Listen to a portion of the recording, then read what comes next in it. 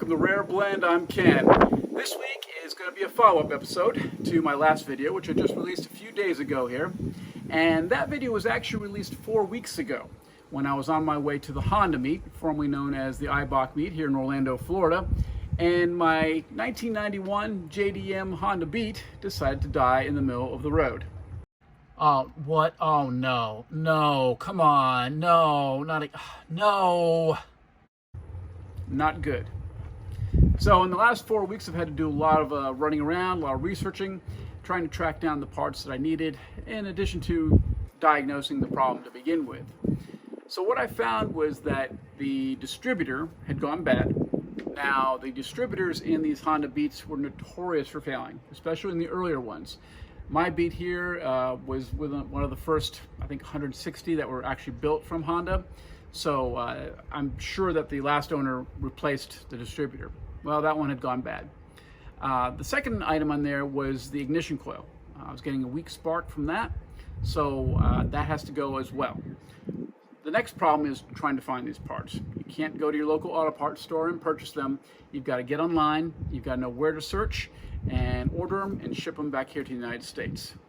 If you're interested in learning more about that, leave a comment down below and let me know if you'd like to know more about ordering parts from overseas.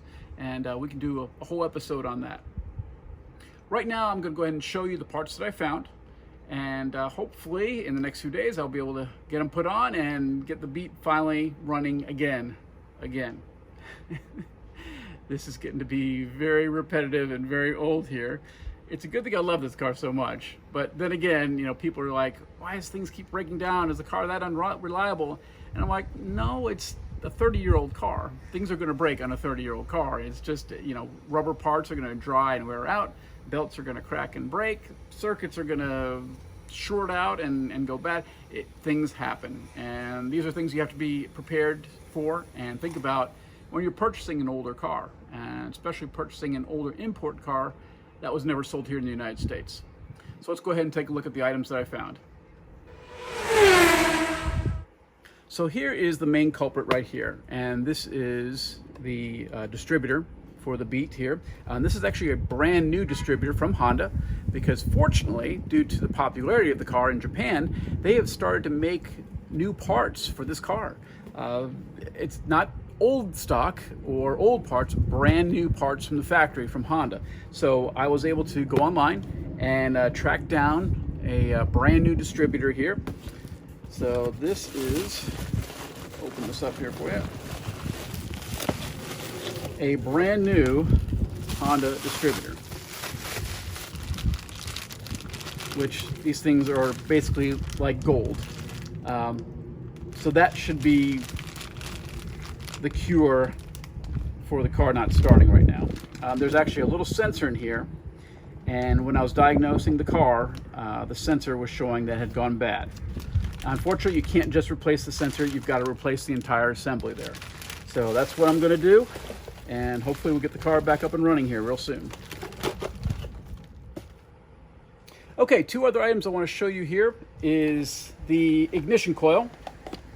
Now, unfortunately, you cannot buy these brand new. At least I'm not sure you can for the Honda Beat specifically.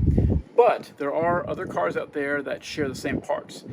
Fortunately, you can get a US spec Honda Prelude, a 1990 Honda Prelude ignition coil, and it bolts right in and works just fine. So we're going to be swapping out the ignition coil here for this brand new one here, although it looks, I don't know, looks like new old stock. The box looks pretty beat up here. The next item is the igniter module here. These are all important for creating spark for your distributor and your spark plugs there. So this is an igniter coil, and again, this is for a 1990 Honda Prelude, I believe. And one of these, I think one of the older Accords, the 89 Accord, also shares a lot of these parts as well.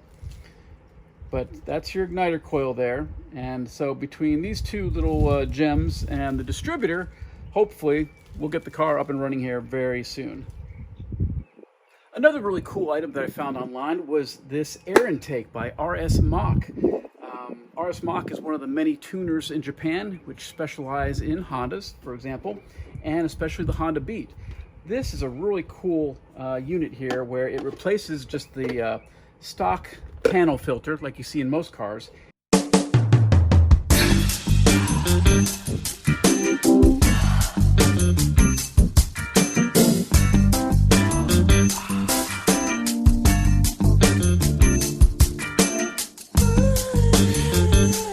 And allows you to bolt up this larger cold air intake. It's almost like a velocity stack basically. So you have this replacing the panel filter, and then you've got the air box here, which allows pressure to build up in there, and I don't know all the science behind it here, so don't quote me on that. And that connects to the air intake, which comes in from the side of the car there. So really cool looking piece there, and I can't wait to get that installed there. And hopefully it'll give me an extra 1 or 2 horsepower there, hopefully. But I'm sure it'll sound even better. I think that'll be worth it right there just for the sound. Finally, I wanted to show you guys this seatbelt guide. This is the factory seatbelt guide, which you can buy brand new from Honda of Japan, fortunately. And it's just a plastic little guide, and they're also notorious for breaking and snapping, which I'm sure is what happened to my the ones on my car originally. What I also found online while I was shopping in Japan were these really cool stainless steel guides, so you don't have to worry about them snapping off. So yeah, this is the replacement. There's the factory one here on the left, and this is the brand new stainless steel one here on the right, which I think is kind of cool. And again, you don't have to worry about it breaking. It's got a little bit of heft to it, but hopefully that'll solve the problem and look good at the same time there. Hopefully I'll try and hook that up as well pretty soon. Okay, that's going to wrap things up for this week. Hopefully you guys enjoyed it there. Don't forget to like and subscribe over here if it's something you did enjoy. That'll help with the old YouTube algorithm. And also don't forget to subscribe and hit that notification bell so you can get updates on our latest videos. As always, thank you so much guys for watching, and don't forget, drive safe.